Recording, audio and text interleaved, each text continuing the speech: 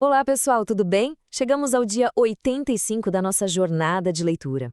E olha, hoje os textos vão nos levar para lugares bem diferentes, viu? A gente vai conectar uma armadilha política, uma crise lá no deserto e um poema de amor super intenso. Parece que não tem nada a ver, né? Mas vamos ver que tem tudo a ver. E a pergunta que vai guiar a nossa conversa é justamente essa: o que une uma moeda, uma serpente e um poema de amor? Pode parecer estranho, mas a resposta é até simples. Tudo se resume a uma única coisa: o nosso foco. Para onde a gente está olhando?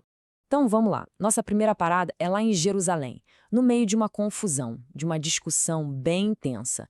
A gente vai ver inimigos políticos, que normalmente não se falavam, se unindo por um único motivo: pegar Jesus numa armadilha usando as próprias palavras dele. Imagina só a cena. De um lado, os fariseus, que eram super nacionalistas, religiosos. Do outro, os herodianos, que apoiavam Roma. Quer dizer, eram grupos que não se bicavam. Uma aliança que ninguém imaginava ser possível. Mas eles tinham um objetivo em comum, né? E a armadilha... a armadilha estava prontinha. E aí vem a pergunta. Uma pergunta que era uma armadilha genial, sabe? Daquelas de sim ou não. Se Jesus respondesse sim, ele perdia o apoio do povo. Se respondesse não, pronto, era acusado de traição contra o Império Romano. Parecia um beco sem saída.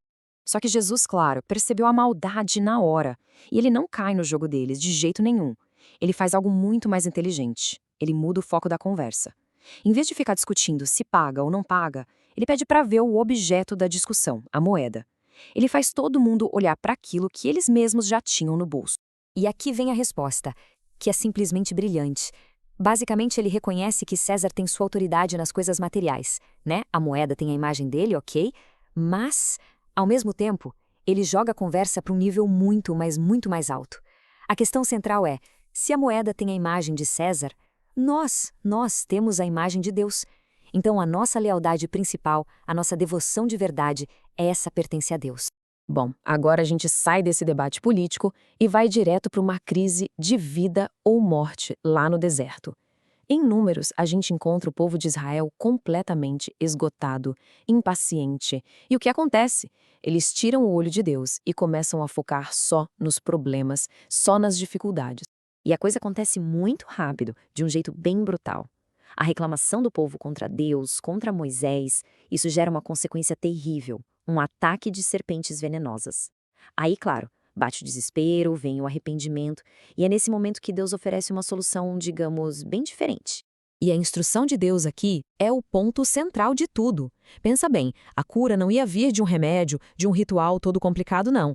Ia vir de um simples ato de fé. Olhar para cima, olhar para aquele símbolo que Deus tinha providenciado.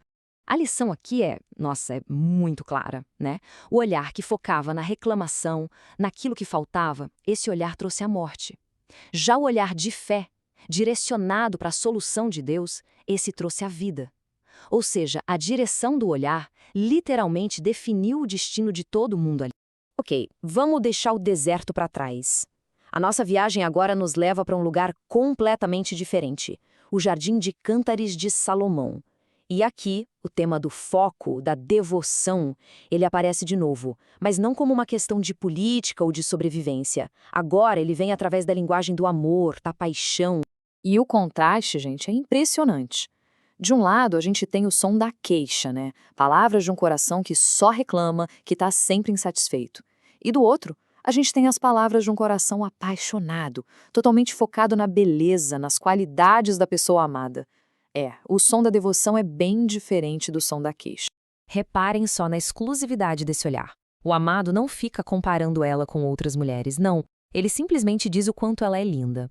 E essa metáfora dos olhos de pombas é fantástica porque sugere exatamente isso. Um foco único, uma visão que é pura, que é totalmente dedicada a ela. E essa admiração é uma via de mão dupla. Para ela, ele também não é só mais um no meio da multidão. De jeito nenhum. Ele se destaca, sabe, como uma macieira que dá fruto, que dá sombra, no meio de um monte de árvores comuns. O olhar dela o coloca num lugar especial, diferente de todos os outros. E o livro todo é assim, cheio dessas metáforas lindas. Cada uma delas só reforça essa ideia de um amor, de uma devoção que é única, que protege, que define quem um é para o outro.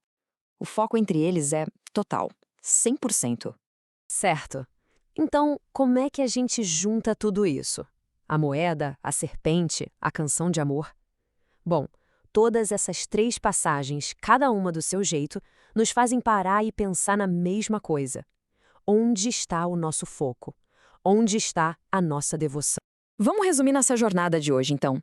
Em Mateus, o desafio era a lealdade dividida, e a resposta foi focar na imagem certa.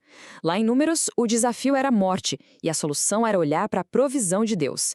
E em Cântares, para viver um amor de verdade, a resposta era um olhar de admiração total e exclusiva. No fim das contas, a grande lição é essa. O lugar para onde a gente aponta o nosso olhar, a nossa atenção, a nossa devoção, é isso que define a nossa realidade. Não importa se é na política, no meio de uma crise ou no amor. E aí, essa nossa conversa de hoje ajudou a conectar esses pontos? Se sim, que tal deixar uma curtida e seguir o canal Pneuma BR? Assim a gente continua essa jornada de descobertas juntos, todos os dias. E para fechar, fica aquela reflexão para a gente levar para o dia. No meio de toda a correria, dos desafios, das alegrias, para onde o olhar do nosso coração está realmente apontando hoje?